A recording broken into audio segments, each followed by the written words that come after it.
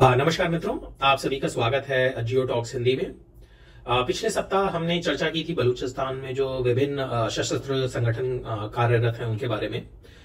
इस सप्ताह हम चर्चा करेंगे बलूचिस्तान में जो अलगाववादी राष्ट्रीय आंदोलन चल रहा है, जिसका मुख्य उद्देश्य बलूचिस्तान को एक स्वतंत्र देश के रूप में स्थापित करना है, उस के बारे में। और चलें चर्चा हम शुरुआत करते हैं बलूचिस्तान के बारे में। जैसा हम सभी को ज्ञात है कि बलूचिस्तान जो है वो पाकिस्तान का सबसे बड़ा क्षेत्रफल की दृष्टि से, एरिया की दृष्टि से सबसे बड़ा प्रांत है और पर जनसंख्या की दृष्टि से सबसे कम है। परंतु ये प्रांत जो है वो खनिज पदार्थों में और प्राकृतिक संसाधनों में काफी ही समृद्ध है। मतलब नेचुरल रिसोर्सेज और मिनरल रिसोर्सेज यहाँ बहुत हैं, खासतौर पे ऑयल, मतलब तेल और गैस, तांबा और सल्फर, स्वर्ण, ये प्रचुर मात्रा में यहाँ उपलब्ध है और सबसे ज्यादा प्राकृतिक संसाधनों से परिपूर्ण ये प्रांत है पाकिस्तान का। अच्छा, अब यहाँ पे जो अलगाववादी आंदोलन चल रहा है उसको पाकिस्तान हमेशा एक प्रयास ये रहता है पाकिस्तान का कि वो इस आंदोलन को कहते हैं कि ये आंदोलन जो है वो विदेशी जो खुफिया एजेंसियां हैं उनके माध्यम से चल रहा है, जो कुछ कबायली सरदार हैं जो ज्यादा इकोनॉमिक संसाधन चाहते हैं अपने लिए, उनके माध्यम से चल रहा है, और कुछ बहकाए हुए लोग हैं जिनको विदेशी ताकतें मैनिपुलेट कर रही हैं और चला रही हैं। ये पाकिस्तान की हमेशा से कोशिश रहती है कि बलूच संघर्ष को और जो राष्ट्रवादी आंदोलन है उसके ऊपर ये तमगा लगाया जाए। ये मैं इसलिए कह रहा हूं क्योंकि इस जो पाकिस्तानी प्रयास रहता है उसका मैं खुद एक भुक्तभोगी हूं। जैसे पिछले साल जून माह में ISI जो पाकिस्तान की खुफिया एजेंसी है, इंटर सर्विसेज इंटेलिजेंस, उन्होंने पता नहीं एक मनगढ़ंत अपनी इंटेलिजेंस रिपोर्ट बना के वहां की मीडिया के साथ साझा की थी और ये वहां के लगभग सारे जो मीडिया प्रतिष्ठान हैं उर्दू के, अंग्रेजी के, उन्होंने इसको प्रकाशित किया था और काफी हो हल्ले के साथ चलाया भी था, जिसमें मुझे एक विदेशी खुफिया एजेंसी का एजेंट करार दिया गया था और ये कहा गया था कि मैं बलूचिस्तान में कार्यरत हूं और वहां पे जो विभिन्न सशस्त्र संगठन हैं उनका मीडिया का काम देखता हूं और जो बलूच छात्र जो यूनिवर्सिटी और कॉलेजेस में पढ़ रहे हैं उनको बहकाने का काम करता हूं और उनको मतलब ये कोशिश रहती है हमारी कि भाई हम उनको बलूच अलगाववादी आंदोलन से जोड़ें। ये आरोप ISI ने मुझ पे लगाने का पिछले साल प्रयास किया था, जो एकदम ही निहायत ही झूठी बात है। इसका सच्चाई से कोई लेना देना नहीं है, क्योंकि देखिए, अगर हम बलूच आंदोलन के मुख्य कारणों के ऊपर चर्चा करें और ये चर्चा करें कि पाकिस्तान ने वहां पे कौन से बहुत बड़ी गलतियां की हैं, ब्लंडर्स, तो ये अगर हम इस पे बात करें तो सुबह से रात हो जाए और रात से सुबह हो जाए, क्योंकि ये एक बड़ा लंबी एक संघर्ष गाथा है, क्योंकि ये दक्षिण एशिया की, साउथ एशिया की लगभग सबसे पुरानी लगभग सबसे पुरानी अलगाववादी सशस्त्र आंदोलन है। और ये जिन एजेंसीज का नाम लेते हैं पाकिस्तान की जो यहाँ पे बलूचिस्तान में सक्रिय हैं और वो ये सब करवा रही हैं, ये आंदोलन जब शुरू हुआ था तब वो एजेंसियां अस्तित्व में भी नहीं थी। चलिए, अगर हम मुख्य रूप से बात करें कि हम कुछ मूल मुद्दों पे बात करेंगे कि ये अलगाववादी आंदोलन जिस कारण से चल रहा है, मैं अगर आपको एक उदाहरण दूं तो इससे ये बात समझने में बड़ी आसानी होगी। 1952 में 1952 में गैस जो है, प्राकृतिक गैस, वो सुई तहसील है डेरा बुक्ती जिले में बलूचिस्तान में, वहां मिली थी और 1955 में वहां पे प्लांट लगा दिया गया और वो गैस का उत्पादन वहां से, प्राकृतिक गैस का, शुरू हो गया 1955 से। अब जो सुई तहसील है वहां पे आज भी इतने करीब 7 दशकों के बाद भी लोग वहां पे आज भी लकड़ी पे खाना बना रहे हैं तो ये जो प्राकृतिक गैस मिली, ये पंजाब भेजी गई, सिंध भेजी गई, लाहौर के कारखानों को, कराची के कारखानों को उसने ईंधन मुहैया कराया, पर वहां के जो आम लोग थे बलूच, उनके लिए गैस काम में नहीं आई। तो आप सोच सकते हैं कि किस तरह का मतलब वहां पे शोषण हो रहा है। दूसरा, अगर आप देखें तो करीब 60% जो बलूचिस्तान है वो आज भी गैस कनेक्शन वहां पे नहीं है। तो और जहां पे गैस कनेक्शन लगा भी है वहां पर भी सप्लाईज रेगुलर नहीं होती हैं तो लो प्रेशर पे होती हैं।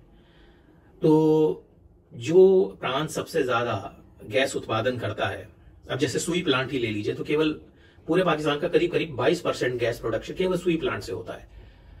तो वहां पे उन लोगों को, वहां के स्थानीय लोगों को इसका कोई फायदा नहीं मिला। पर ये गैस बाकी जगहों पे भेजी गई सस्ते दामों पे, और लेकिन इसका कोई भी फायदा वहां के लोकल स्थानीय लोगों को नहीं मिला।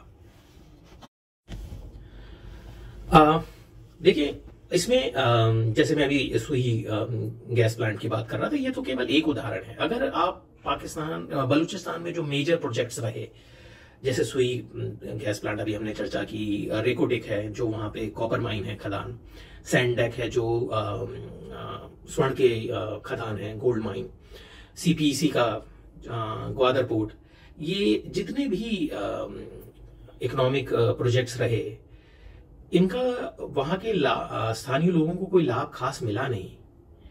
तो ये आप सोच सकते हैं कि जब इस तरह का शोषण होगा या इस तरह लोगों को ये महसूस होगा, बलूच लोगों को, कि उनके साथ एक कॉलोनी जैसा व्यवहार किया जा रहा है, मतलब पाकिस्तान बलूचिस्तान को अपनी एक उपनिवेश के रूप में चाहिए, क्योंकि वो बलूचिस्तान के, उनको खनिज पदार्थ तो चाहिए, मिनरल्स चाहिए, नेचुरल रिसोर्सेज चाहिए, परंतु बलूच लोग नहीं चाहिए। ये मुख्य कारण है कि बलूच लोगों को पाकिस्तान के साथ अपना कोई भविष्य नहीं दिखाई देता, और ये लोग राजनीतिक रूप से काफी मतलब इनको काफी मालूमात हासिल है, इनको कोई बहका नहीं सकता। तो कोई भी विदेशी जो शक्ति है, जो पाकिस्तान गाय बगाए कहता रहता है कि बलूचिस्तान में जो भी हो रहा है उसमें विदेशी हाथ है या विदेशी खुफिया एजेंसियों के माध्यम से हो रहा है, ऐसा बिल्कुल भी नहीं है। इसका सच्चाई से कोई लेना देना नहीं है।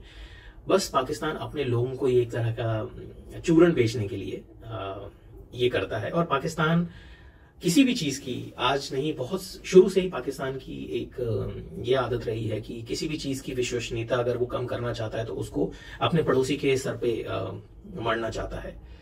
अब देखिए, जो जिस एजेंसी से मेरा नाम जोड़ा गया या जिस देश के साथ, ना तो उस देश में मैं रहता हूं, ना मैं उस देश का नागरिक हूं, तो ये बात केवल इसलिए कही गई ताकि वो अपने लोगों को ये बता सके कि देखिए जी, ये इस वजह से हो रहा है इसमें, लेकिन हमारी कोई गलती नहीं है, लेकिन हम लोग मुस्तैद हैं। अब और भी कई बहुत कारण हैं, जैसे मिसिंग लोगों का, और वहां पे जो सामूहिक कब्रें मिल रही हैं, मास ग्रेव्स। तो इतनी बड़ी संख्या में जो लोग गायब हुए हैं, पाकिस्तान के पास कोई जवाब नहीं है कि उन लोगों को जमीन खा गई, आसमान निकल गया, हुआ क्या। और ये जो बड़ी बड़ी मास ग्रेव्स पाई जा रही हैं, ये किन लोगों की हैं? इनकी आपने ना तो कभी डीएनए सैंपलिंग करवाई, ना इन लोगों की आइडेंटिटी पता करने के बारे में कोई खोज खबर ली गई। जो कोर्ट्स में केस चल भी रहे हैं, एक तो वहां एफआईआर लॉन्च नहीं होती मिसिंग लोगों की, अगर हो जाती है तो उस पर कोई ट्रायल नहीं शुरू होता, ट्रायल शुरू हो जाए तो उसका कोई कन्विक्शन नहीं होता। तो जब आप इतना सब करेंगे तो आप क्या उम्मीद करते हैं कि वहां के जो जनसंख्या है, स्थानीय लोग हैं, वो किस तरह से आपके साथ अपना भविष्य देखेंगे? तो वो अलगाव की बात नहीं करेंगे तो क्या करेंगे?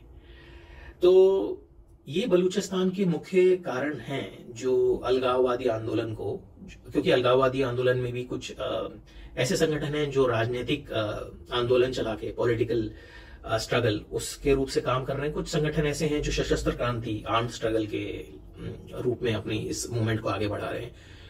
लेकिन इस असंतोष जो आम जनसंख्या में वहां पे व्याप्त है, उससे ये दोनों संगठन, जो लोग हैं, उनके पास बस यही ऑप्शन रह जाते हैं, या तो वो सेपरेटिस्ट पॉलिटिकल जो ऑर्गेनाइजेशन है उनके पास जाएं, या फिर आर्म स्ट्रगल का रास्ता चुनें।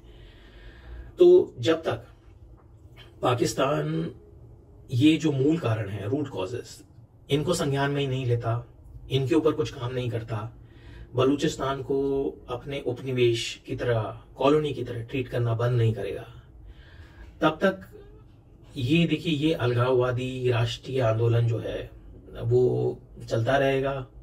और केवल चलता ही नहीं रहेगा, आने वाले समय में ये इसकी उग्रता भी बढ़ेगी। और खैर आप आज भी मतलब ये संगठन जो है वो काफी चरम पे है अपने, क्योंकि देखिए जो आरोप मुझ पे लगाए गए कि मैं वहां के छात्रों को बरगला रहा हूं, और ये देखिए इससे वहां के जो लोग हैं वो लोग राजनीतिक रूप से इतने एनलाइटेंड हैं, इतनी उनकी समझ है कि उनको किसी को बहकाने की जरूरत नहीं है, वो सच्चाई खुद देख सकते हैं कि उनके साथ हो क्या रहा है। इतने सब संसाधन होने के बाद भी वहां के लोग ये नहीं समझ पाते कि भाई हमें इतनी गरीबी में क्यों रखा गया। क्योंकि पाकिस्तान, अगर इस प्रांत में आप देखिए तो यहाँ की जो साक्षरता दर है, यहाँ पे जो स्वास्थ्य सेवाएं हैं, यहाँ पे जो इन्फेंट मोर्टेलिटी रेट है, लाइफ एक्सपेक्टेंसी है, ये पूरे पाकिस्तान के नेशनल एवरेज से भी नीचे है।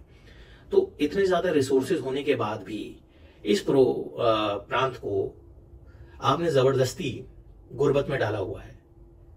या तो ऐसा होता कि इस तरह की जो बलूचिस्तान में जो जमीनी हकीकतें हैं वो पूरे पाकिस्तान की होती, लेकिन ऐसा नहीं है।